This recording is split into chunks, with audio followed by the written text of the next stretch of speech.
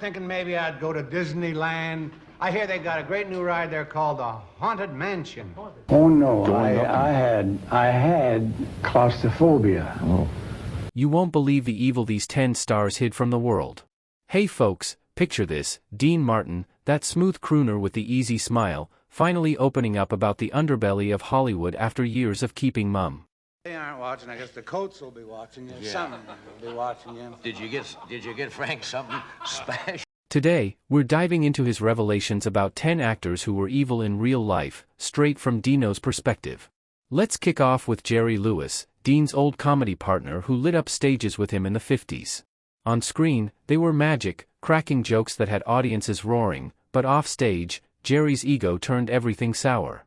Dean once shared how Jerry controlled every bit of their act. Frank and I knew him. We never did anything with them. They were just... What really burned Dean was hearing how Jerry treated folks around him like pawns, barking orders at crew and even family, leaving a trail of resentment. Insiders whispered about Jerry's manipulative ways, using his fame to bulldoze anyone in his path, and Dean called it outright evil because it destroyed trust and friendships that should have lasted a lifetime. Shifting gears to Bing Crosby, the holiday crooner everyone associated with warmth and white Christmas cheer. Dean crossed paths with him at golf games and studio lots, admiring his voice but shocked by the stories that leaked out later. Bing's own kids painted a picture of a strict father who ruled with an iron fist, dishing out physical punishments that left lasting scars. One son, Gary, wrote a tell-all book exposing the beatings with belts and canes, all while Bing smiled for the cameras as America's perfect dad. Did you see 60 Minutes about 3 months ago? Or should... Oral Roberts? Yeah. Yes, I did. The three of you? Well, it exists, but we're not together like we used to be. Everybody is.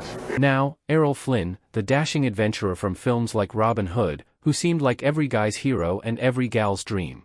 Dean heard the rumors swirling around Flynn's wild yacht parties in the 40s, where booze and drugs flowed freely, but the dark part was the accusations of statutory rape that landed him in court.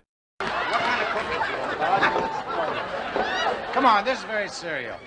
Flynn's lifestyle wrecked lives, exploiting young hopefuls drawn to his star power, and Dean labeled him a predator who used charm as a weapon.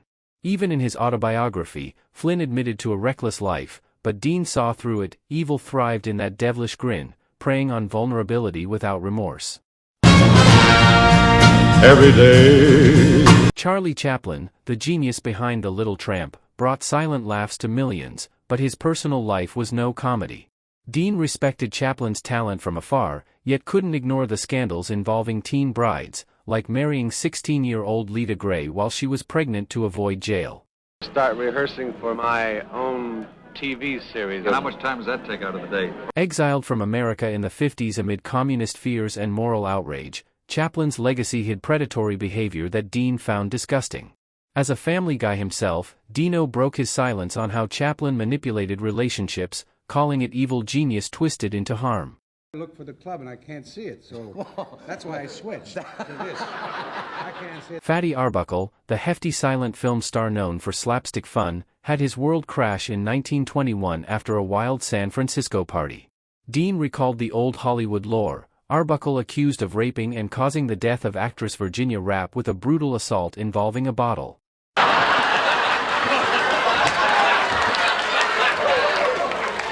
Paper sensationalized it, branding him a monster, and Dean heard from industry vets that Arbuckle's parties often crossed lines into danger. Even if innocent, the evil lay in the recklessness that led to tragedy, shattering families and trust in stars. Dino saw it as a cautionary tale of fame amplifying flaws into something deadly. Mickey Rooney, the energetic kid from Andy Hardy films who grew into a Hollywood staple, charmed with his pint-sized pep. Dean bumped into him at MGM events, laughing at his jokes, but knew the chaos behind the scenes, 8 stormy marriages riddled with abuse claims from ex-wives like Ava Gardner. Rooney's addictions to gambling and pills fueled violent outbursts. One wife accused him of physical assaults, and Dean whispered about Rooney's temper flaring on sets, bullying co-stars and crew. It was evil in a small frame, using star status to dominate without fallout.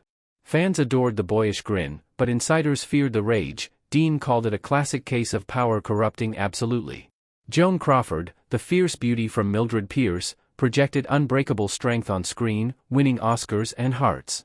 Dean socialized with her at ritzy parties, yet the horror stories from her adopted daughter Christina's book, Mommy Dearest, revealed a nightmare.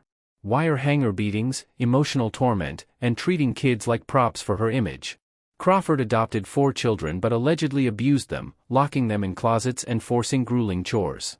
Dean, a dad to 8, found it repulsive, evil parenting masked by glamour. Hollywood ignored the red flags, but Dino's revelations highlighted how stardom shielded monsters at home. Clark Gable, the ultimate leading man with that iconic mustache from Gone with the Wind, seemed like the epitome of rugged charm. Dean admired his style, sharing drinks at industry bashes, but the whispers about Gable's affair with Loretta Young turned dark. Allegedly, he date-raped her on a train, leading to a secret child she raised as adopted to hide the scandal. Gable's multiple marriages crumbled amid infidelity, and Dean saw how his power let him evade consequences. It was evil when charisma covered coercion, preying on co-stars silently. Dino broke his silence to remind folks that even kings of Hollywood had villainous sides. Wallace Beery, the burly Oscar winner from The Champ, played lovable grumps but hid a vicious streak. Dean heard the old tales of Beery's involvement in the suspicious death of director Paul Byrne, Jean Harlow's husband, possibly a covered-up murder fueled by jealousy. Beery's drunken fights on sets injured people, and his abuse toward wives was legendary. Studios protected him because he made money, but Dean called it evil bullying amplified by fame. From tough guy roles to real-life thug, Dino urged peeling back the myths to see the rot. Beery's legacy? A shadow longer than his filmography. Finally, rounding out Dean's list, Alfred Hitchcock, the suspense maestro who directed classics like Psycho. Dean respected his innovation, but Tippi Hedren's accounts during the Birds shoot exposed obsession. Hitchcock harassed her, controlling her wardrobe, social life, and even stalking her after rejection. It escalated to assault scenes where real birds attacked her for days, all under his direction. Dean labeled it evil twisted into artistry, using power to torment actresses. The master of fear became the monster. Dino's words warn that genius doesn't excuse harm. Wrapping this chapter, Dean Martin's insights peel back Hollywood's shiny veneer, revealing evil that festered among the stars. From controlling comics to predatory directors, these 10 actors, Jerry Lewis, Bing Crosby, Errol Flynn, Charlie Chaplin, Fatty Arbuckle, Mickey Rooney, Joan Crawford, Clark Gable, Wallace Beery, and Alfred Hitchcock, hid darkness behind fame. Dino kept quiet for loyalty, but in breaking silence, he reminds us to look beyond the screen. These stories hit hard, especially for you folks from 25 to 65 who've grown up with these icons or seen their films rerun on late-night TV.